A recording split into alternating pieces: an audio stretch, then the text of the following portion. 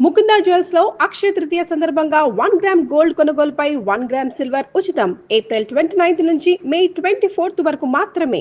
నమస్తే అమ్మా. నమస్తే తల్లి. అమ్మ, ఇప్పుడు నేను 2 స్టేట్మెంట్స్ చెప్తా.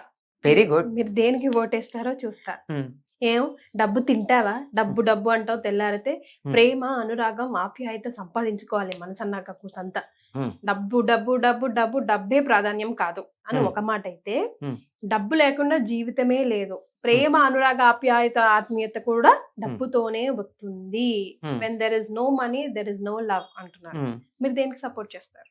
జీవితంలో అన్నీ ఉండాలమ్మా. జీవితం పరిపూర్ణంగా ఉండాలంటే మా చిన్నప్పుడు ఎప్పుడో మేము కాలేజీలో చదువుకునే రోజుల్లోనూ ఉద్యోగం కొత్తగా వచ్చిన రోజుల్లోనూ ఒక సినిమా వచ్చింది.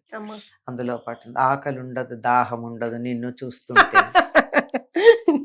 సినిమా పాట, ప్రేమలో పడ్డ దైవదాస సినిమా పాట ఏదో అదే పాట. ఆ పాట అవుతుంది, వాళ్ళు పెళ్లి చేసుకుంటారు. చివరికి చాలా హీన స్థితిలోకి వెళ్ళడం, చాలా ఇబ్బందులు పడడం అవన్నీ ఉన్నాయి. అంటే అప్పుడు మా పక్కన ఒక పెద్ద ఆవిడ ఉన్నారు. ఆ పాట విని, సర్లే అందరూ కూడా ఎవరో వాళ్ళని చూస్తే చాలు దేశంలో ఆర్థిక పరిస్థితి చక్కబడిపోతుందన్న. అంటే ఆకలి దాహం లేకపోతే ఆర్థిక పరిస్థితులు చక్కబడిపోతాయి కదా, ఖర్చే ఉండదు. అదే అంట. ప్రేమ, ఆప్యాయత, అనురాగం ఇవన్నీ ఉండాలి జీవితంలో.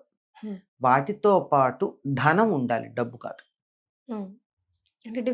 ధనం అగ్ని ధనం వాయు ధనం ఇంద్రో ధనం వసు అని. ధనం అంటే ఇప్పటికిప్పుడు మనం ఉపయోగించుకోవడానికి కావాల్సింది ధనం. గుప్పెడు అన్నం ధనం, ఒక గ్లాసుడు నీళ్లు ధనం. 1,00,000 రూపాయల చెక్కు కాదు.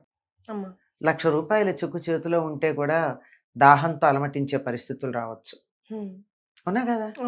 కనుక ధనము అంటే ఏదంటే అప్పటికప్పుడు ఉపయోగించింది ఉండాలి. ధనం సంపాదించవద్దు అని మన ధర్మశాస్త్రాలు ఎక్కడా చెప్పాలి. మనుగడకి అవసరం కదమ్మా. మనుగడకు అవసరం, బతకాలి కదా. ప్రేమ తినేసి బతుకుతాను అంటే నువ్వు అడవికి వెళ్ళి ఉండు, తపస్సు చేసి తపస్సుతో బతుకు. సమాజంలో ఉన్నావు కదా. సమాజంలో ఉన్నప్పుడు శరీరం ఒకటి ఉందా, శరీరాన్ని పోషించాలా. శరీర పోషణకు ఆహారం కావాలా. ఆహారం కావాలంటే మన వాళ్ళు ఏమన్నారు, దాన్ని ధనం అన్నారు. ఆహారాన్ని డబ్బుతో కాదు మనకు వచ్చేది. మనకి జీవితంలో ఆ క్షణాన ఉపయోగపడే వస్తువులు ఏవైతే ఉన్నాయో అవన్నీ కూడా మనకు అవసరమే. వీటిని కావలసినంత వరకు సంపాదించుకోవాలి. ఏదైనా అతిగా ఉంటే విషం అవుతుంది తప్ప కావలసిన వరకు సంపాదించుకోవడంలో తప్పు లేదు. సంపాదించాలి, సంపాదించకపోతే తప్పు. వివాహం చేసుకున్నాక కుటుంబంలో పిల్లలు, భర్తో భార్యో ఉన్నాక పోషించాలి. పోషించకపోతే దోషం. పోషణ వరకు అవసరమే. డబ్బు వెంట పడకూడదు. డబ్బుకున్న ఇంకో గుణం ఏమిటంటే మనం దాని వెంట పడితే అది పరిగెడుతూ ఉంటుంది. మనం వదిలేస్తే మన వెంట వస్తుంది. అది సాయంకాలపు నీడ లాంటిది. సాయంకాలమైనా పొద్దునైనా సూర్యుడికి ఎదురుగా మనం పెడుతూ ఉన్నప్పుడు నీడ మన వెంట వస్తుంది. సూర్యుడికి ఎదురు కాకుండా వీపు పెట్టి పెడుతూ ఉంటే మన నీడ మన ముందు ఉంటుంది. డబ్బు మన నీడ లాంటిది. సూర్యుడు ముందు పెడతావా, సూర్యుడు ఎదురుగా పెడతావా, సూర్యుడికి వీపు పెట్టెడతావా అన్న దాని మీద ఉంది. ధనం అవసరమే, కానీ ధనమే జీవితం కాదు. డబ్బే ప్రపంచం కాదు.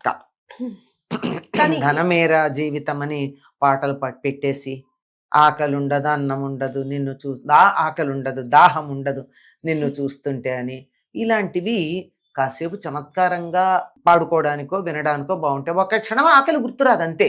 అంతెందుకో క్రికెట్ చూస్తున్న పిల్లాడికి ఆకలి తెలియదు, అంతేనా? మంచి సినిమా చూస్తుంటే పక్కన పెట్టిన కాఫీ గ్లాస్ మనం మర్చిపోతాము. అంత మాత్రాన అది అక్కర్లేదని కాదు కదా. దీన్ని మించి కాసేపు అది ఆకర్షించింది అంతే. జీవితం అంతా ఆకర్షించాలంటే వీళ్ళు అడవులకడే తపస్సు చేసుకోండి. ఈ సమాజంలో ఉన్నప్పుడు, సంఘంలో ఉన్నప్పుడు, ఈ దేహాన్ని పోషించాల్సిన అవసరం ఉన్నప్పుడు, ఈ దేహ పోషణకు కావలసినటువంటి కుటుంబము, వ్యవహారము, సమాజము ఉన్నప్పుడు ధనం కావాల్సిందే. ఒక రిచ్ కిడ్ అవసరానికి కావాలి. ఒక రిచ్ కిడ్ వాళ్ళ ఫాదర్ వెళ్ళి అడిగిందంట, నాన్నగారిని వెళ్ళి అడిగిందంట, ఎందుకన్నానా నువ్వు పొద్దున్నేస్తే డబ్బు డబ్బు డబ్బు డబ్బు అని డబ్బు వెనకాలే పరిగెత్తున్నావు, తిరిగి నువ్వు జీవితంలో లైఫ్ కి వెనకాలే తిరిగి చూసుకుంటే నీ జీవితంలో నువ్వు ఏం సంపాదించుకున్నావు నాకు చెప్పు అంటే, నువ్వు ఇలా మాట్లాడడానికైనా ఈ రోజు నువ్వు ఇలా మాట్లాడడానికైనా నేను సంపాదించిన డబ్బుయే that is what making you to stand here today. మీరు ఇలా ఉండాలంటే నేను ఇలా ఉండాల్సిందే, నేను ఇలా కష్టపడాల్సిందే, లేదంటే అయానో భయానో ఈ స్టేటస్ నేను మోయాల్సిందే అని. దీన్ని ఎలా చూస్తారమ్మా? అది కరెక్టే. అలా కాకపోతే ఏమయ్యేవాడు? నువ్వే బాగా సంపాదించుంటే నేను ఇట్లా ఉండేవాడిని కాదు కదా. నువ్వే గాని బాగా సంపాదించుంటే నాకు ఎంసెట్ ర్యాంక్ ఏదొచ్చిన సీటు కొనిపెట్టేవాడివి కదా. నువ్వే బాగా సంపాదించుంటే ఇంతకన్నా మంచి మొగుడిని కొనిపెట్టేవాడివి కదా అని పిల్లలు తండ్రిని అడిగే పరిస్థితి ఉంది. అది ఉంది సమాజంలో, ఇది ఉంది. రెండింటి మధ్య బ్యాలెన్స్ చేయాలి. ఏది అదొక్కటి పరమార్థం కాదు. ప్రేమ కావాలి, కానీ ఆ ప్రేమని మెయింటైన్ చేయడానికి కావలసినటువంటి ఆధారం కూడా కావాలి. బతికుంటే కదా మనం ప్రేమని పంచేది, పెంచుకునేది, తెచ్చుకునేది, ఇచ్చేది. మరి అదే లేకపోతే కనుక అన్నింటికీ ప్రయోజనం ఉందమ్మా. మన ధర్మశాస్త్రాలు ఏం చెప్పారంటే ధర్మార్థ కామ మోక్షాలు 4 పురుషార్థాలు అన్నారు. ధర్మబద్ధంగా జీవితం గడపాలి, ధర్మబద్ధంగా ధనం సంపాదించాలి, ధర్మబద్ధంగా సంపాదించిన ధనంతో ధర్మబద్ధమైన కోరికలు తీర్చుకోవాలి. ఇది బ్యాలెన్స్. ఈ బ్యాలెన్స్ చేయకపోయాక జీవితంలో వాపుకి బలుపుకి తేడా లేనట్టు అవుతుంది. కానమ్మా నిజంగా దేవుడు ఎద్దున్నోడికి బుద్ధిస్తాడు, బుద్ధిన్నోడికి ఎద్దియాడు అని ఒక సామెత ఉంది కదా. ఖచ్చితంగా ఏదో ఒక లోపం అయితే, ఎంతున్నా ఎంత లేకున్నా కూడా ఏదో ఒక లోపం అయితే, ఏదో ఒక పరీక్ష అయితే పెడతాడు కదమ్మా జీవితంలో. పెట్టని ఏమవుతుంది? అది లేకపోయినట్టయితే మనిషికి అసలు ఆలోచన ఉండదు, నేనే దేవుణ్ణి అనుకుంటాడు. ఉండని. కాకపోతే భగవంతుడు మనకిచ్చేటటువంటి ఒక గొప్ప ఈ వరం అనుకోవాలో, భగవంతుడు మన అనుగ్రహించాడు అనుకోవాలంటే ఏమిటంటే ఆ దాన్ని అధిగమించగలిగిన శక్తిని ఇవ్వడం. లోపం లేకుండా ఎవరికి ఉండదు కదమ్మా. దాన్ని తట్టుకోగలిగిన శక్తి ఇస్తే చాలు కదా. మన ఇతరులను చూస్తే వాళ్ళని చూసిన తర్వాత మన పరిస్థితి ఎంత బాగుందో అనుకుంటాం, అప్పటిదాకా ఏడిచేవాళ్ళం. ఇంగ్లీష్లో ఒక సామెత ఉంది కదా, చెప్పులు లేవని ఏడుస్తున్న వాడికి తండ్రి కాళ్ళు లేని వాడిని చూపించట. ఒక సాటిస్ఫాక్షన్ అంతే. ఒక అమ్మాయి థ్యాంక్ గాడ్ అనుకుంటాము. అదే కదా, అట్లీస్ట్ ఐ హావ్ దిస్ అని. అదే కదా. అంచేత మనిషి కోరికలకు అంతు లేదు. ఆశాపాశము తాకడు నిడుపు లేదంతంబు రాజేంద్ర అని చెప్పేది ఉందే భాగవతంలో చెప్పినటువంటి మాట.